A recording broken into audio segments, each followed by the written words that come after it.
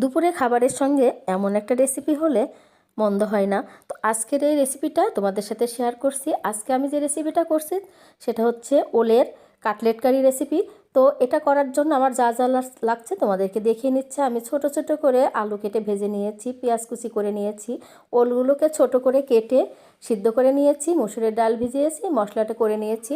তো ওলটা সিদ্ধ করে প্রথমে আমি ম্যাশ করে নিয়েছি, আর তার সঙ্গে যে ডাউলটা আমি পেস্ট করে নিয়েছি সেটাও এর সঙ্গে অ্যাড করলাম, আর সঙ্গে এই বাটা মশলা 2 চামচ আমি নিয়ে নিলাম, সঙ্গে হলুদ লবণ দিয়ে এটাকে ভালোভাবে মিক্সার করে নিলাম। আর ছোট ছোট করে গোল আকারে আমি বড়ার শেপে ভেজে তুলে নিচ্ছি। তো এভাবে যে বড়াগুলো আমি ভেজে নিচ্ছি, লাল লাল করে ভেজে তুলে নেব।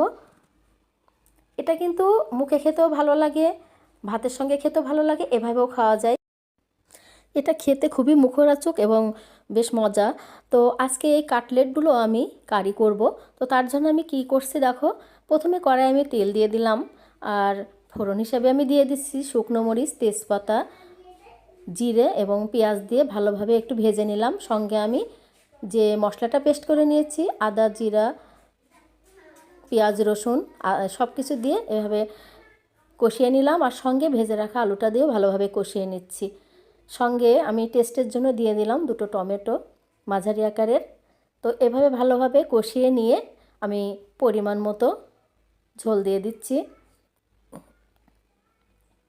এটা খেতে কিন্তু দুর্দান্ত লাগে ভাতের সঙ্গে। অনেকে নিরামিষ করেও এটা খায়, নিরামিষ রান্নাটাও ভালো লাগে। আজকে আমি করছি পেঁয়াজ রসুন দিয়েই। তো এদিকে দেখো ঝোলটা কিন্তু ফুটে উঠেছে, আর সেই সময় আমি চপগুলো দিয়ে দিয়েছি, আর জিরে আর গরম মশলার গুঁড়ো দিয়ে আমি নামিয়ে নিলাম। কতটা সুন্দর হয়েছে দেখতে, কতটা লোভনীয়, এবং খেতেও কিন্তু খুবই সুন্দর। তোমরা ইচ্ছা করলে ট্রাই করে দেখতে পারো, এবং যদি ভালো লেগে থাকে ভিডিওটা অবশ্যই পাশে থেকো। ধন্যবাদ সবাইকে।